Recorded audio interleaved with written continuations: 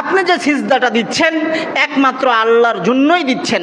কিন্তু রাসূলুল্লাহ সাল্লাল্লাহু আলাইহি ওয়াসাল্লাম থেকে প্রমাণিত সিজদা দেওয়ার সময় 60টি অঙ্গ প্রত্যঙ্গ ঠেকিয়ে সিজদা প্রদান করতে হয়। 60টির একটি অঙ্গ যদি বাদ যায়, 60টির একটি অঙ্গ যদি আপনার মাটি থেকে আলগা থাকে তথা উঠানো থাকে, মাটি স্পর্শ না করে, তাহলে আল্লাহর জন্য সিজদা প্রদান করলেও রাসূলুল্লাহ সাল্লাল্লাহু আলাইহি ওয়াসাল্লামের শর্ত অনুযায়ী, শিখানো পদ্ধতি অনুযায়ী না হওয়ার কারণে আপনার এই সিজদা বাতিল বলে গণ্য হবে। তাহলে কোন 60টি অঙ্গ প্রত্যঙ্গ সিজদা দেওয়ার সময় মাটি স্পর্শ করাতে হবে? মনে রাখবেন, অনেক মুসল্লি অনেক ক্ষেত্রে এই 60টি অঙ্গ প্রত্যঙ্গ মাটিতে ঠেকানো থেকে আপনাদের ভুল হয়ে থাকে। রাসূলুল্লাহ সাল্লাল্লাহু আলাইহি ওয়াসাল্লাম যেই 60টি অঙ্গ মাটিতে ঠেকাতে হবে সিজদা দেওয়ার সময়, এই 60টি অঙ্গ প্রত্যঙ্গের বর্ণনাতে গিয়ে তিনি বলেছেন আল জাবহা।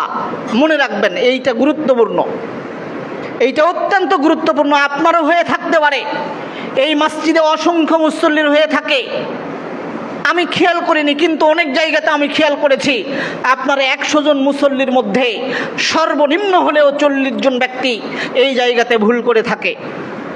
রাসূলুল্লাহ সাল্লাল্লাহু আলাইহি ওয়াসাল্লাম 60টি অঙ্গ প্রত্যঙ্গের বর্ণনা দিতে গিয়ে বলেন আল জাবহা।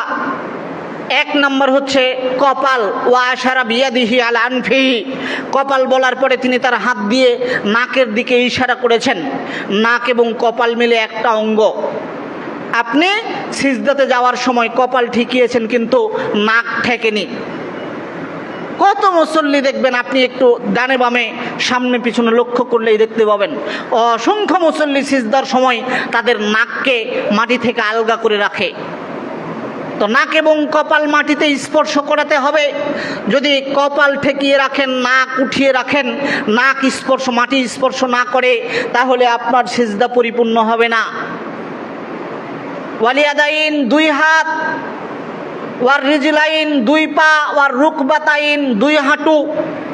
2 হাত, 2 পা, 2 হাঁটু আর নাক এবং কপাল, এই 3 দুগুণে 6 আর 1 7 হাড়। এই 60টি হাড়, 60টি অঙ্গ প্রত্যঙ্গ আপনাকে মাটিতে পুরোপুরি স্পর্শ করে রাখতে হবে সিজদা দেওয়ার সময়। যদি কোনো একটি মাটি স্পর্শ করা থেকে বিরত থাকে, তাহলে আপনার এই সিজদাটা আল্লাহর জন্য দিলেও রাসূলের শর্ত পূরণ না হওয়ার কারণে, রাসূলের পদ্ধতিতে সম্পাদন না করার কারণে আপনার এই সিজদা বাতিল বলে গণ্য হবে। এই জন্য আল্লাহ তাআলা বলেছেন আতিউল্লাহ ওয়া আতিউর রাসূলা ওয়ালা তুবতিলু আমালাকুম। পৃথিবীর মানুষ, তোমরা আল্লাহর আনুগত্য করো, তোমরা রাসূলের আনুগত্য করো, তোমরা তোমাদের আমলগুলোকে বাতিল করে দিও না। 2টি শর্তের কোনো একটি মিস গেলে মানুষের জীবনের আমল বরবাদ হয়ে যাবে, বাতিল হয়ে যাবে। 1, আল্লাহর জন্য ইবাদত সম্পাদন করতে হবে।